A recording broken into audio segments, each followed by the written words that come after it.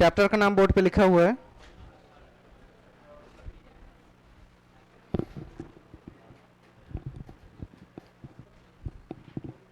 आवाज ठीक आ रही है?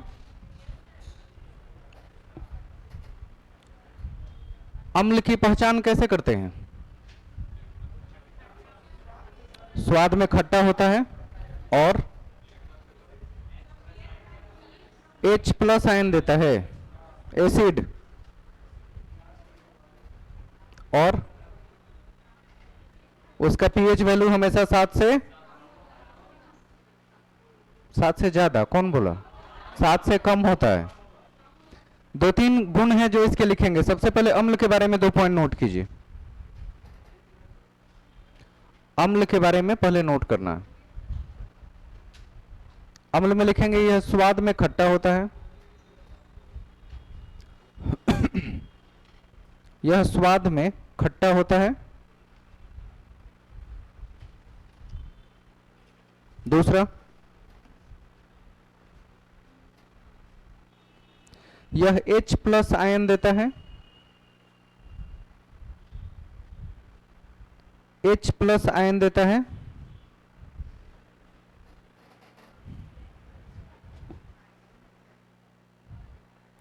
और इस तीसरे में लिखेंगे इसका पीएच वैल्यू 7 से कम होता है।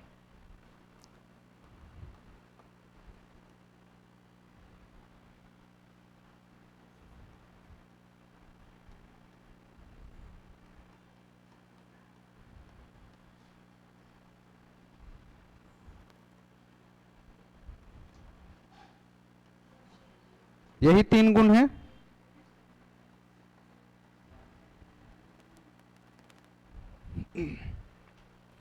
अम्ल स्वाद में खट्टा होता है और कोई भी अम्ल टूटने के बाद हाइड्रोजन में प्लस आयन का निर्माण करता है और बाकी जो उसके साथ दूसरे एलिमेंट्स होते हैं उसको नेगेटिव कर देता है।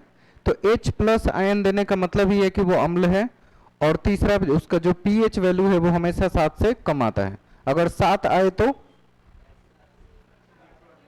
7 है तो न्यूट्रल, 7 से कम है तो एसिड, और 7 से अधिक है तो बेस। और नमक के लिए नमक का पीएच वैल्यू नहीं होता है, उसको देखते ही नहीं है, पीएच वैल्यू में नहीं लाते हैं। कुछ अम्ल के नाम लिखेंगे, एसिड नेम।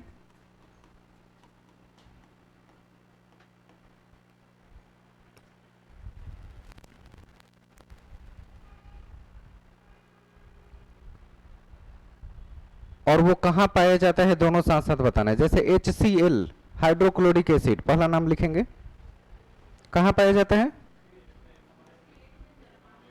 HCl जो पाया जाता है वो अमाशय में, अमाशय पैंक्रियास को बोलते हैं ना, अमाशय में पाया जाता है। दूसरा है कार्बोनिक एसिड, कार्बोनिक एसिड जिसको H2CO3 कहा जाता है, H2CO3 कार्बोनिक एसिड।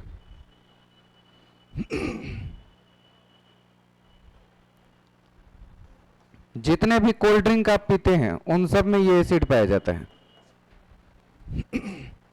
H2CO3 जिसे कार्बोनिक एसिड कहते हैं कोल्ड ड्रिंक में पाया जाता है।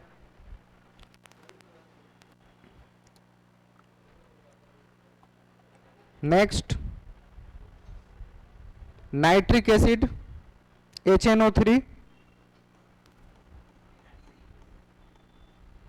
इसको नाइट्रिक एसिड पढ़ते हैं। कहां पाया जाता है?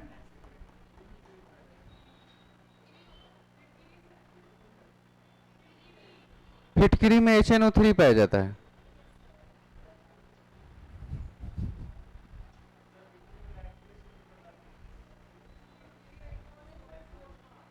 कौन सा? फिटकरी में नाइट्रिक एसिड की मात्रा, अच्छा पाया जाता है, हमको लगा दोनों को एक चीज बता रहे हैं। ठीक है, नाइट्रिक एसिड है, ये पोटास एलम में थोड़ा सा होता है, उसी पोटास एलम को क्या कहते हैं? फिटकरी कहते हैं। नाम है पोटास एलम। पोटास एलम का सूत्र क्या होता है? K2SO4 Al2SO4 के होल थ्राइस इंटू 24H2O, इसी को कहते हैं हम लोग क्या, फिटकरी।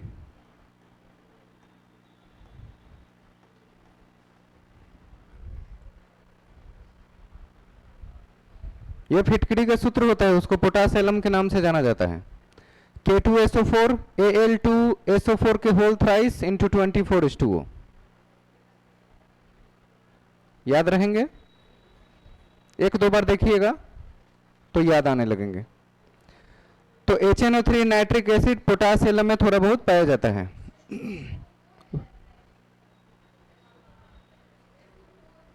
हाँ, K2SO4 Al2SO4 whole thrice 24H2O, ठीक है।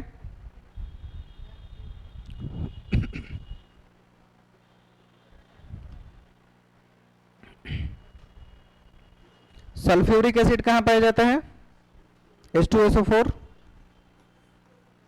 बैटरी वगैरह में देखते होंगे, बैटरी में देखे हैं ना, सल्फ्यूरिक एसिड ही पाया जाता है। बैटरी जब चार्ज अच्छे से ना करते तो कहते हैं ना कि उसमें पानी की कमी हो गई है, वो तो चार्ज होती है तो जो बुझ बुझ करते रहता है धीरे धीरे, वो एसिड ही होता है। चार्ज करते समय बैटरी के जितने ढक्कन होते हैं सब खोल दिए जाते हैं ताकि वो एयर के साथ कॉम्बिनेशन बनाता रहे। H2SO4 यानी सल्फ्यूरिक एसिड बैटरी में भी होता है। कुछ अन्य नाम भी लिखेंगे।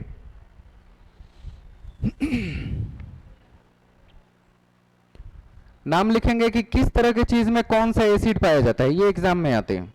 आगे बढ़ेंगे, क्या लिखेंगे, अम्ल का नाम और उसका प्राकृतिक स्रोत क्या है। टॉपिक बना लेंगे, लिखेंगे एक तरफ अम्ल का नाम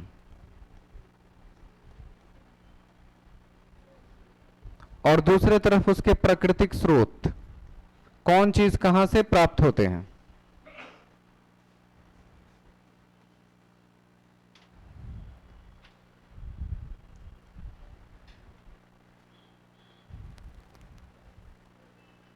ठीक है। सबसे पहले लिखेंगे साइट्रिक एसिड।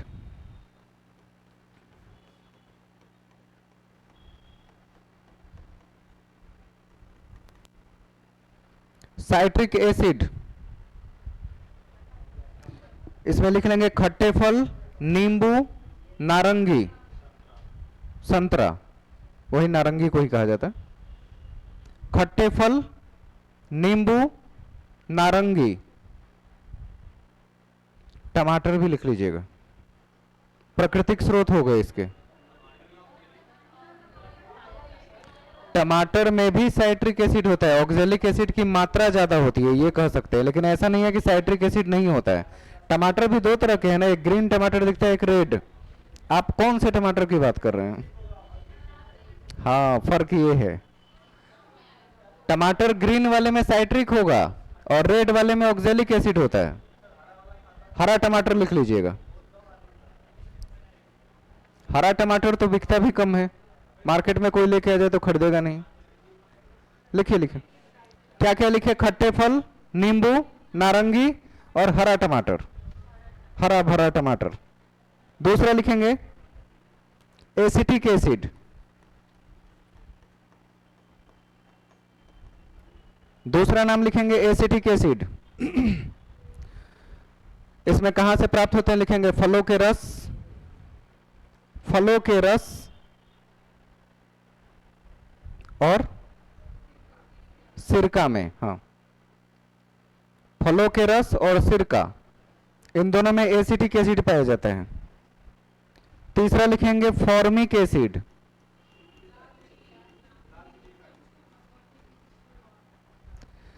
चींटी और बिच्छू के डंक में फॉर्मिक एसिड होता है, मधुमक्खी में भी। चींटी, मधुमक्खी और बिच्छू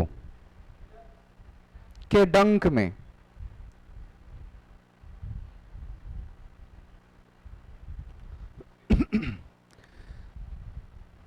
हो गए।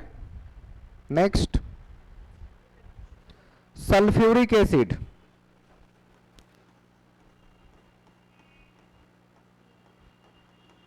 इसको प्राप्त करने का प्राकृतिक स्रोत क्या है? हरा कशिश सही जवाब है। जो प्राप्त करते हैं वो हरा कशिश से प्राप्त करते हैं। और हरा कशिश का सूत्र क्या होता है?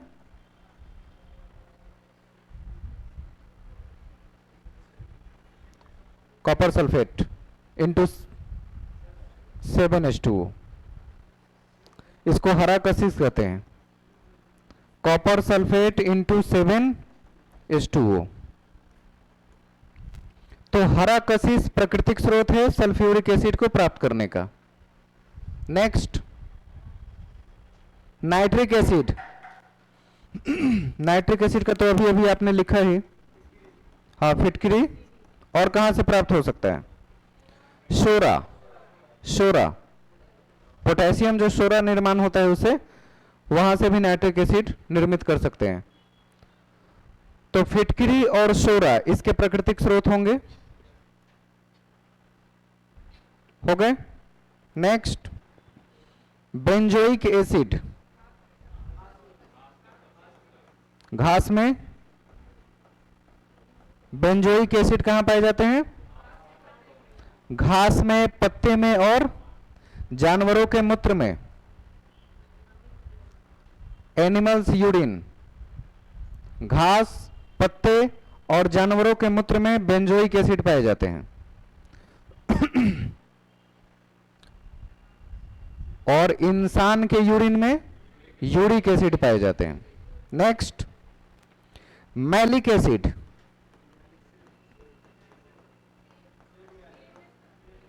मैलिक एसिड कहां पाए जाते हैं? सेब में और केला में, संतरे के छिलका में। मैलिक एसिड में लिखेंगे सेब, केला, संतरा का छिलका, आलू मीठा वाला। आजकल आलू दो किस्म के मिल रहे हैं ना, एक आलू खाने में मीठा लग रहा है, उसमें मैलिक एसिड होता है। और गाजर। आलू भी लिख लीजिए, गाजर भी लिख लीजिए।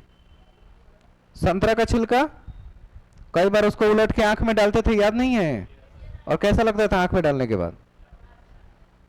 थोड़ी देर के लिए आंख बंद, उसको मलते रहिए, पानी आते रहेगा। बहुत सारे लोगों को तो ये लगता है कि उससे आंख साफ होता है, नुकसान करता है, वो नहीं लगाना चाहिए। उसे सिर्फ स्किन साफ हो सकता है, आंख साफ नहीं होते। उसके रस को वापस स्किन पर लगाकर रगड़िएगा तो थोड़ा बहुत स्किन साफ हो जाएगी। आंख साफ करने के लिए प्रयोग नहीं करते। आंख ही साफ हो जाएगा। कौन सा? हाँ, वैसे ठीक हो जाता है, लेकिन रेगुलर प्रयोग नहीं करना चाहिए। मजाक में कभी एक बार हो गया, आंख एडजस्ट कर लेता है। बार बार कीजिएगा आंख बुरा मान जाएगी, फिर तो गया।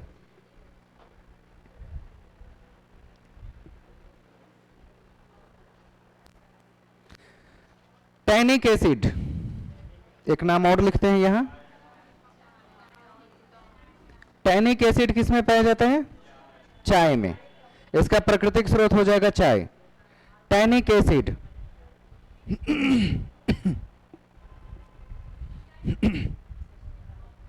जनरली कॉफी में कैफीन पाया जाता है, वो दूसरी चीज है। टैनिन चाय में पाया जाता है। टैनिन लिखना था ना, टैनिक लिख दिए। टैनिन, TANIN लिखेंगे, टैनिन नाम होता है। Tannin acid.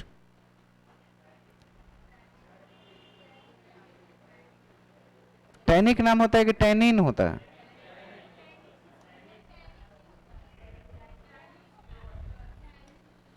तो पैनिक मत होइए, हम टैनिक ही लिख देते हैं।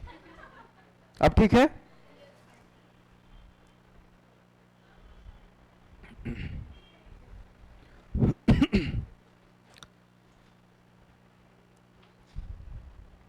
लाइन चेंज करेंगे अब। अम्ल और क्षार को पहचानने के लिए क्या क्या तरीके हैं उसको जरा सा देखेंगे। एक तरफ तो हम लिख देते हैं संकेत, दूसरी तरफ यहां पे लिख देते हैं अम्लीय विलयन। बता देंगे एसिडिक सॉल्यूशन, क्षारीय विलयन। इस तरह करके अलग अलग सेक्शन बना लीजिए। संकेत उसके सिंबल हो जाएंगे। अम्लीय विलयन बोलते हैं एसिडिक सॉल्यूशन को, और क्षारीय विलयन बोलेंगे बेसिक सॉल्यूशन को या बेस का सॉल्यूशन।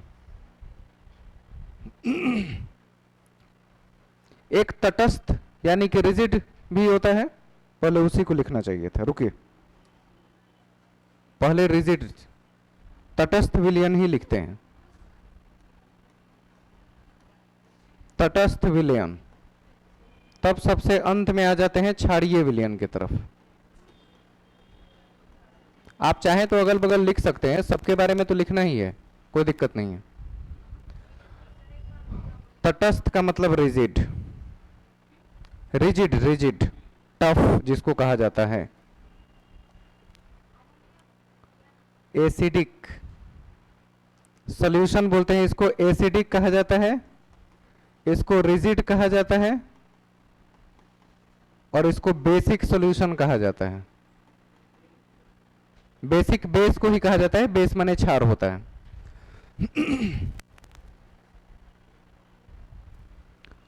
अगर संकेत में हम देखें,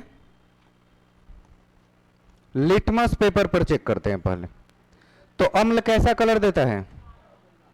लाल। और तटस्थ विलयन कैसा कलर देगा?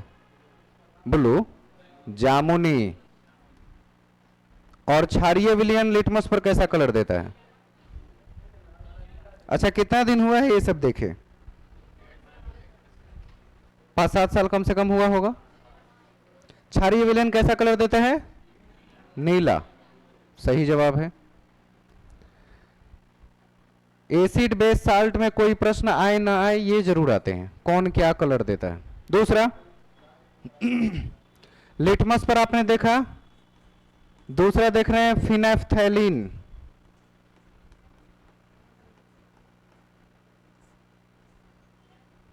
फिनेफ्थैलीन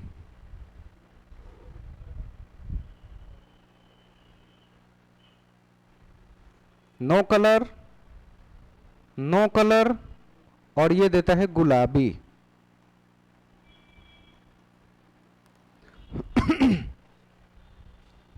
गुलाबी कलर वाला एग्जाम में कई बार पूछा है कि क्षारीय विलयन गुलाबी कलर प्रस्तुत करती है किसकी उपस्थिति में? लिटमस, फिनेफ्थैलीन, मिथाइल ऑरेंज ऐसे करके नाम बना दिए जाएंगे। तो फिनेफ्थैलीन ही है जो गुलाबी कलर क्षारीय विलयन में प्रस्तुत करता है। तीसरा लिखेंगे मिथाइल ऑरेंज। तीसरा संकेत का नाम है मिथाइल ऑरेंज। अम्लीय विलयन में कौन सा कलर? लाल ही करेगा। ये नारंगी कलर। और क्षार कैसा करेगा? पीला, नीला नहीं करेगा। क्षार पीला कलर प्रस्तुत करेगा।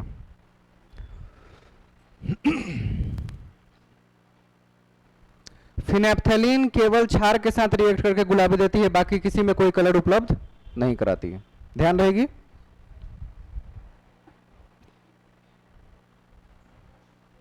क्वेश्चन जो आता है वो भी क्लियर कर देते हैं, या तो फिनेफ्थैलीन से आता है या मिथाइल ऑरेंज से। अब लिटमस वाला पूछना बंद कर दिया क्योंकि वो सबको पता है हाई स्कूल से। तो अब या तो फिनेफ्थैलीन के बारे में प्रश्न आते हैं या मिथाइल ऑरेंज के नाम से प्रश्न आते हैं। कोई दिक्कत?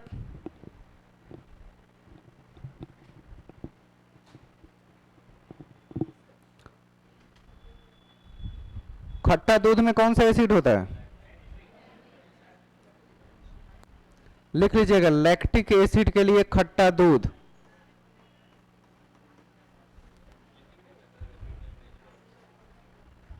खट्टा दूध से लैक्टिक एसिड प्राप्त होता है।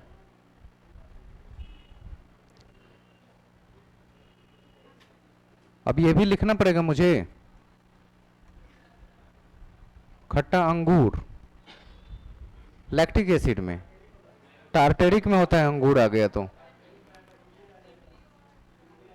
टाइटेनिक एसिड है ना, अरे कभी कभी टाइटेनिक भी पढ़ लीजिए, आजकल बहुत चर्चा में है। टाइटेनिक एसिड, हाँ वही लिखा हुआ है टार्टरिक। कहां कहां से प्राप्त होंगे?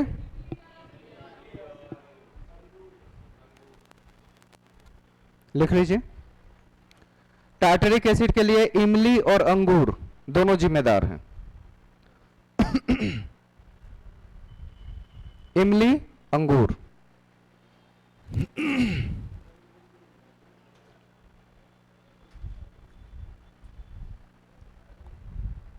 हो गए।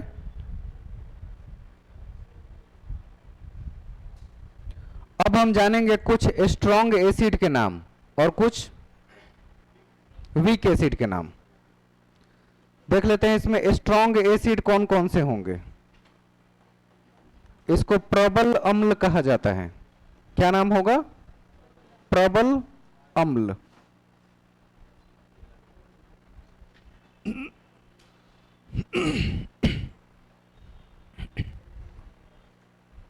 प्रबल अम्ल कौन कौन आएंगे? HCl सबसे पहले लिख देते हैं, H2SO4 लिख देते हैं, H2CO3 लिख देते हैं, SO4 कर देंगे, H2SO4, H2CO3,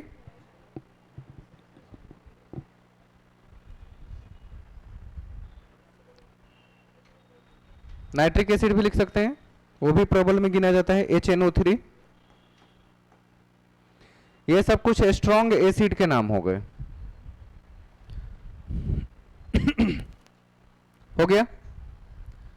और वीक एसिड में कौन आएंगे? जिनके नाम इतनी देर से हम लोग लिख रहे थे, lactic acid, tartaric acid, formic acid, मतलब छोटे छोटे एसिड जो बहुत ज्यादा नुकसान नहीं करते हैं, उन सबको वीक एसिड के नाम से जाना जाता है। तो अभी आप एसिड और उसके सोर्स लिख रहे थे ना, एक तरफ आपने एसिड लिखा, दूसरी तरफ उसका नेचुरल सोर्स लिखा। तो एसिड में जितने नेम लिखे, ऑल नेम, इस एसिड में जितने नेम लिखे वो सब वीक एसिड के नाम थे।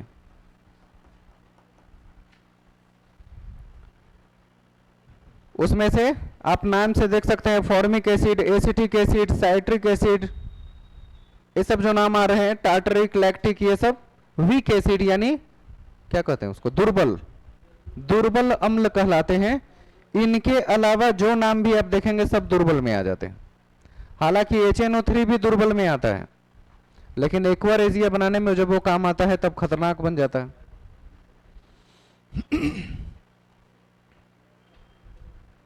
बात समझ में आ गई? फिर से सारे नाम नोट नहीं ना करने हैं वीक में। वीक एसिड में जितना नाम अभी लिख रहे थे, lactic acid, tartaric acid, formic acid, malic acid, oxalic acid, benzoic acid और फलाना और चिलाना एसिड, टोटल इसी में आ जाएंगे। काफी है? एसिड में इतना ही था। अब आ जाते हैं थोड़ा सा बेस की तरफ। बेस यानी क्षार।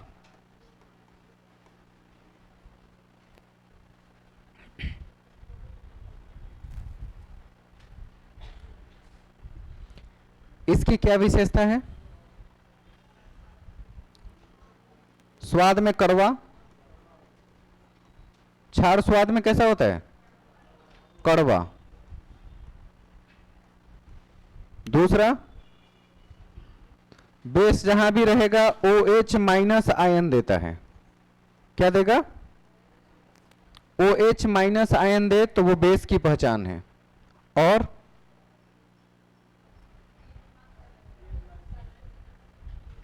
pH वैल्यू इसका 7 से,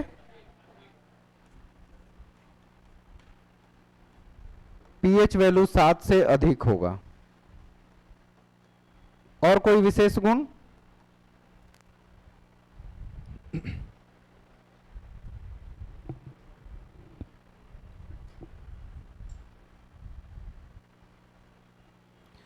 इसका जो विलयन बनाते हैं, विलयन यानी सॉल्यूशन जो बनाते हैं, विलयन फिसलन भरा होता है। मतलब उसमें ऐसा लगेगा फिसलन पाया जाता है।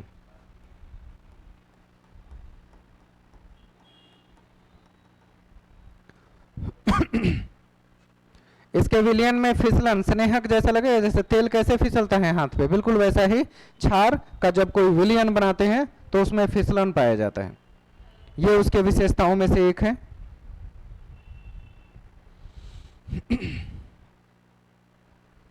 नेक्स्ट,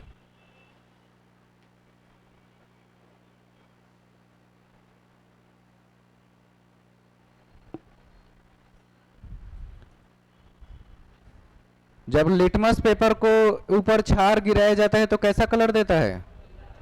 नीला।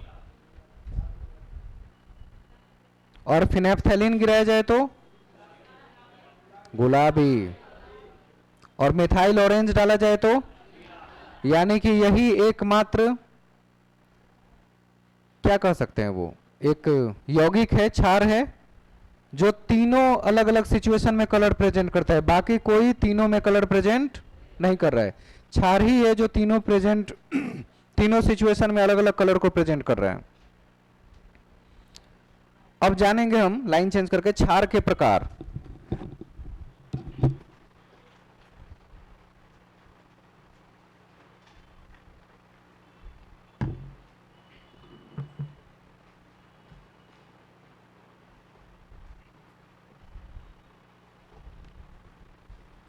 क्या टॉपिक लिखे?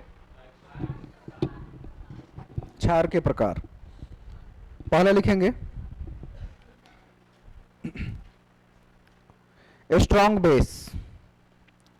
क्षार के प्रकार में सबसे पहले प्रबल क्षार के नाम देखेंगे, उनको कहेंगे स्ट्रॉन्ग बेस। प्रबल क्षार, मजबूत।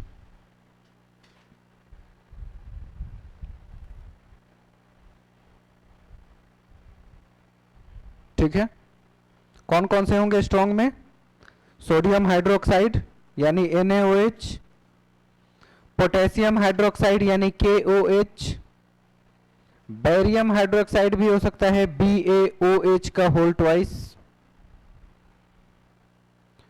ये तीनों स्ट्रॉन्ग बेस में नाम लिखे जाते हैं।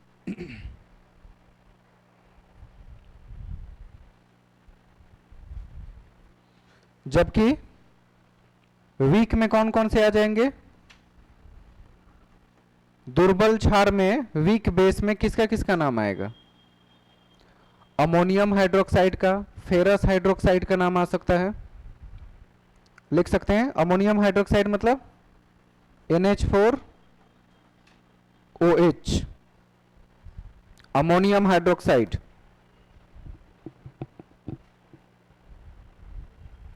मैग्नीशियम हाइड्रोक्साइड लिख सकते हैं, फेरस हाइड्रोक्साइड लिख सकते हैं।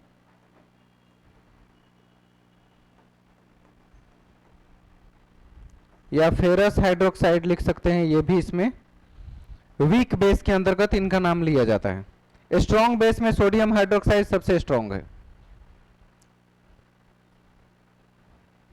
कई बार ऐसा होता है कि कुछ लोगों को किसी इनविटेशन पे कहीं खाने जाने का अवसर मिलता है, तो वो कहीं जाने के बाद बहुत सारे आइटम देख के खाना भी खाते हैं। वो खाना नहीं होता, कहते हैं भरपूर खाते हैं, जब तक अट सके तब तक। अगले दिन कौन सी समस्या होती है? अधपचा भोजन रह जाए, उल्टी डकार शुरू हो जाए, पेट में गैस, बहुत सारी समस्या होता है कि नहीं होता? उस दौरान पेट में एसिडिटी की मात्रा आपकी बढ़ जाती है, क्योंकि पेट में तो ऑलरेडी हाइड्रोक्लोरिक एसिड इतनी मात्रा में है, ऊपर से तला भुना मांस मछली जो मिला सब लेके भर लिए यहां तक, और उसके बाद झुका भी नहीं जाता है। कभी कभी ऐसा होता है, और खा लेने के बाद ऐसा लगता है कि अगले दिन तक कुछ भी देखने के बाद खाने का मन नहीं करे, हटाओ हटाओ नहीं खाना है, गर्म पानी पिएंगे। उस दौरान कोई आपको सुझाव देता है कि चूंकि पेट में एसिडिटी की मात्रा बहुत ज़्यादा बढ़ गई है तो आपको इनो खा लेना चाहिए। होता है, सुना होगा ना? पेट में गैस या एसिडिटी बढ़ जाती है तो क्या लेते हैं आप? इनो बुलबुले, ऐसा ही कुछ नाम होता है ना, इनो बुलबुले। 6 सेकेंड में राहत। ऐसा लग रहा है मैं किसी चीज का प्रचार कर रहा हूं। इनो बुलबुले 6 सेकेंड में राहत। करता क्या है कि आपके पेट में भरपूर मात्रा में पहले से एसिड है, और इनो होता है बेस, क्षार।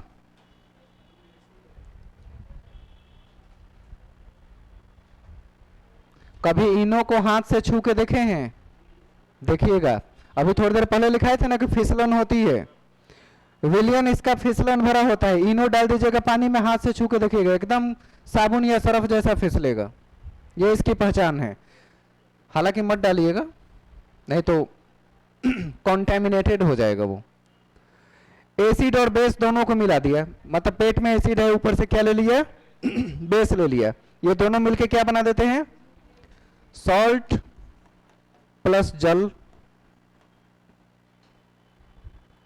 एसिड के साथ बेस जैसे ही मिलाया, वो क्या बना दिया? अंदर जाके लवण बना दिया, और बाकी को जल में रूपांतरित कर दिया। इसलिए पेट से एसिड की मात्रा कुछ ही सेकंड्स में समाप्त हो जाते हैं, और फिर पहले से अच्छा फील होने लगता है, यानी दूसरी दावत खा सकते हैं हम। ऐसी फीलिंग आती है कि नहीं आती है? आती है। इसका मतलब ये ध्यान में रखना है रिएक्शन भी, कि एसिड के साथ हमें क्या लेना पड़ता है? अगर एसिड की मात्रा पेट में अधिक हो जाए तो बेस लेंगे। यही बेस क्या है? इनो। और इसी को सोडियम हाइड्रोक्साइड कहा जाता है, इनो को। इनो का दूसरा नाम, उसमें पीछे पढ़िएगा, पूरा का पूरा फॉर्मूला लिखा रहेगा। सोडियम हाइड्रोक्साइड की मात्रा सबसे ज्यादा है। तो एसिड के साथ जब हम बेस मिला देंगे, मतलब एसिड माने HCl जो आपके पेट में है, इसके साथ बेस बना दिए, तो ये सोडियम क्लोराइड सॉल्ट बना दिया और जल को अलग कर देता है। होता है ऐसा? सोडियम क्लोराइड माने जल, नमक, और H2O माने, तो क्या ये बना रहा है कि नहीं बना रहा है जो लिखा हुआ है? रिएक्शन करने के बाद बिल्कुल पेट के अंदर यही चीज होती है, और आप अच्छा महसूस करते हैं।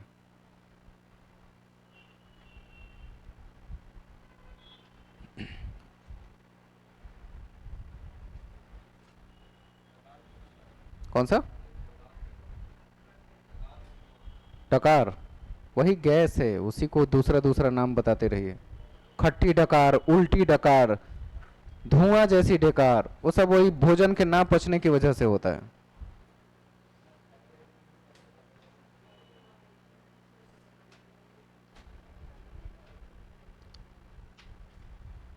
अगर आप चाहते हैं कि जीवन भर स्वस्थ रहे और कोई चीज आपको समस्या पेट से संबंधित ना हो, तो खाना को एक बार में नहीं, बार बार में करके खाइए।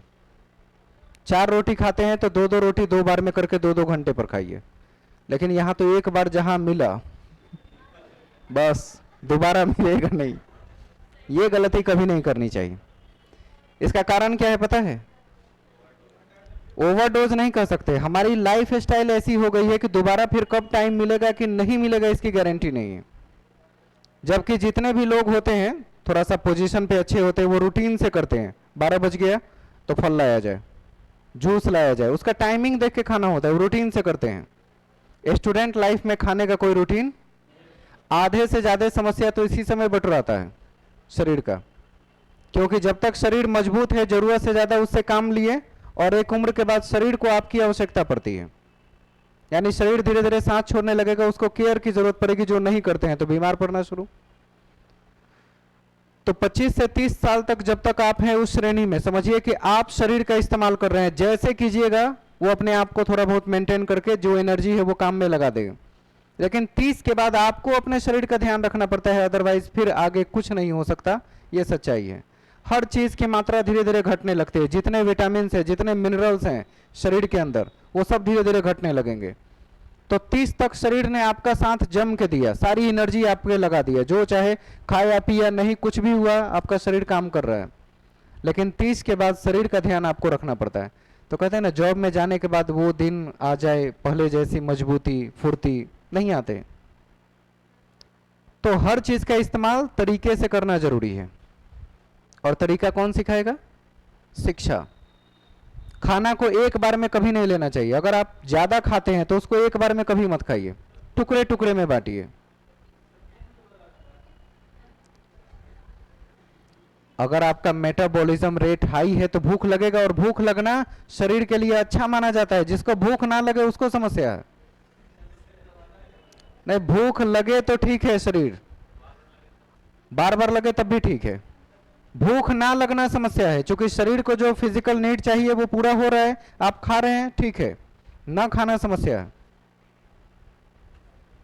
तो आपके साथ जो अभी हो रहा है वो सब ठीक हो रहा है। खूब बनाइए, बार बार खाइए। अब तो धीरे धीरे ठंड का मौसम आ जाएगा। एक बार सुबह में 10 से 11 बजे बनाइए कुकर भर के चावल, और 11 बजे खाइए, 1 बजे खाइए, फिर 4 बजे खाइए, फिर 7 बजे। टाइम बांट लीजिए। ये बहुत सटीक लॉजिक है कि अगर आप स्वस्थ रहना चाहते हैं जीवन भर में, एक बार में कभी भरपेट मत खाइए, आप जीवन भर स्वस्थ रहेंगे। उसको भोजन कराने की जरूरत है, आदमी भूखा है, वो रोज कुछ नया बोल देता है। अरे कुछ दिन बाद ये कहेगा कि जितने लोग फॉर्म भरे हैं वो एग्जाम नहीं देगा, सारे सारे ठेला रिक्शा वाले लोग परीक्षा देंगे, जो आदमी फॉर्म भरेगा उसका एग्जाम नहीं लिया जाएगा। आज के डेट में कुछ भी संभव है। इसलिए कोई अब कहता है ना कि फलाने ने ऐसा कहा, मैंने कहा बहुत नेचुरल है, कहा तो ठीक ही कहा होगा, अब उसमें कुछ नई बात नहीं है कि हम मना कर सकें। तो बेस के बारे में आपने लिखा, आगे लिखेंगे थोड़ा सा और, एक पॉइंट और लिखेंगे इसमें, पीएच स्केल के बारे में। लाइन चेंज कीजिए, पीएच वैल्यू।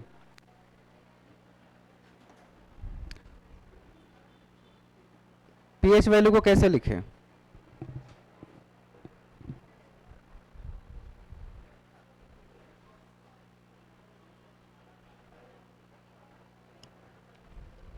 एक तरफ लिखते हैं एसिड या बेस, दोनों का एग्जांपल एक साथ लिखेंगे, और दूसरे तरफ लिखेंगे इसका पीएच वैल्यू। एसिड और बेस दोनों के नाम आएंगे। हम आपको उतना ही लिखाएंगे जो जरूरी है, बहुत सारा नहीं लिखना है। जैसे HCl जो कि पेट में एसिड होता है, उसका पीएच वैल्यू कितना है? HCl का पीएच वैल्यू, तो HCl सबसे ज्यादा प्रबल है, सबसे नीचे आता है ना, नंबर 1 पर आता है, तो सबसे ज्यादा प्रबल या मजबूत HCl होता है एसिड में। दूसरा लिखेंगे संतरा 3.5,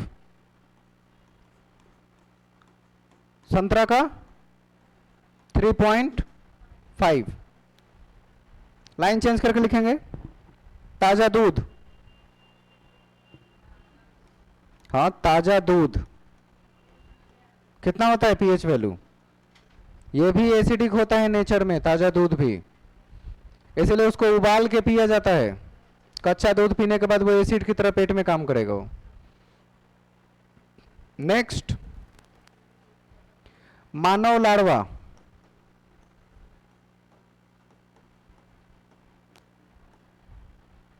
सलाइवा कितना होता है?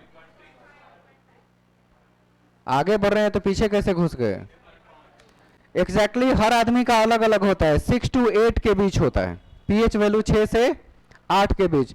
कुछ लोगों का सलाइवा एसिडिक नेचर का होता है, कुछ लोगों का बेस नेचर का भी होता है। तो ये 6 से 8 के बीच किसी का भी पाया जाता है, जनरली 6.5 होता है, लेकिन माना जाता है कि कुछ लोगों के मुंह में एसिड कम और बेस ज्यादा होते हैं। नेक्स्ट लिखेंगे शुद्ध पानी, शुद्ध पानी का पीएच वैल्यू 7 होता है और इसको पीना नहीं चाहिए। हाँ, ज्यादा शुद्ध कोई भी चीज खाए पिए कि शरीर एक्सेप्ट नहीं करती है, शरीर को चाहिए थोड़ा बहुत मिलावट वाली चीज है। पूरी तरह 7 वाला पी लिए, समस्या क्रिएट, कुछ लोग तो मर भी जाते हैं। नेक्स्ट लिखेंगे,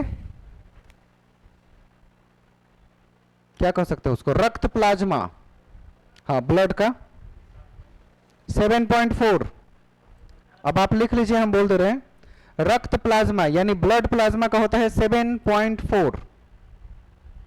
नेक्स्ट, सी वाटर, समुद्री पानी, इसका पीएच वैल्यू होता है 8, मतलब बहुत ज्यादा बेस वाला होता है।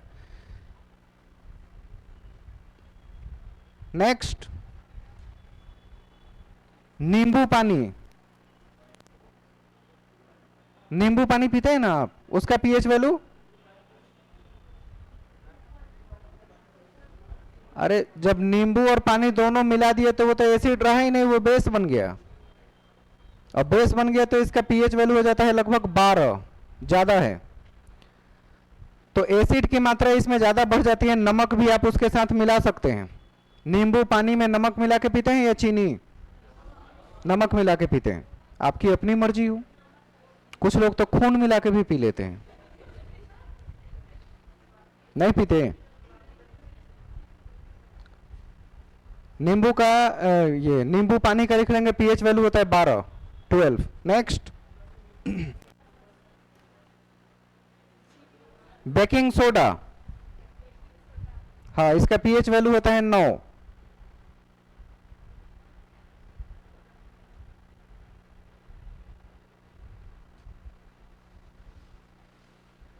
सात आठ नाम लिखा दिए कि नहीं?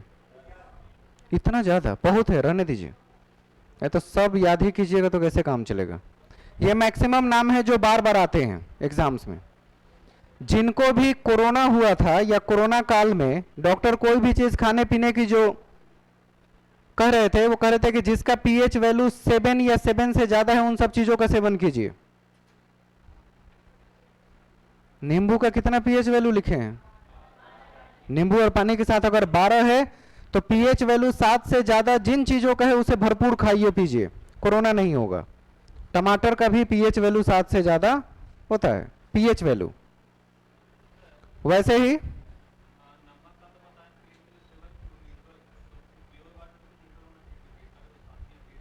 तो किसने कहा कि प्योर वाटर में नमक मिला के करेंगे? हाँ, नमक का पीएच वैल्यू 7 कब लिखे? तो न्यूट्रल में नमक होता है। अपने से नहीं लिखना है वो, कि हम नहीं बताएं वो कि न्यूट्रल में नमक। तो 7 न्यूट्रल है मतलब नमक थोड़ी है वो। न्यूट्रल माने उदासीन होता है, नमक नहीं कह सकते। प्योर वाटर न्यूट्रल है, वो न्यूट्रल में आता है।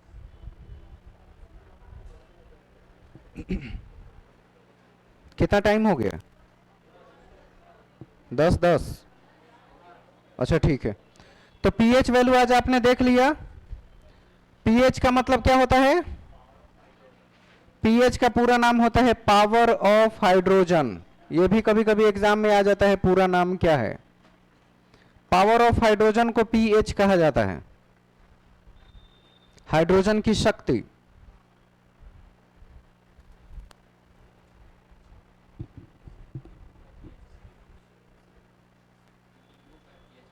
एट 8.5 ओनली नींबू रहे तो 8.5 होता है।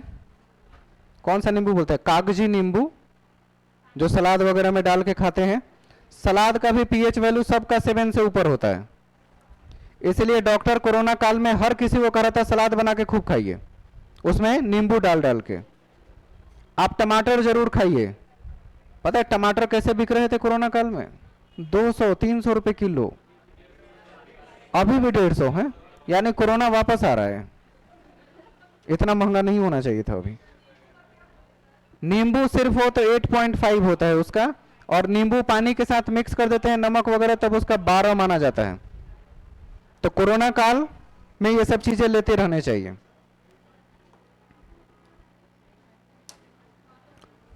लवण के बारे में कल पढ़ेंगे और उसके प्रमुख बातों को आगे जानेंगे। आज की बातें समझ में आई है ना?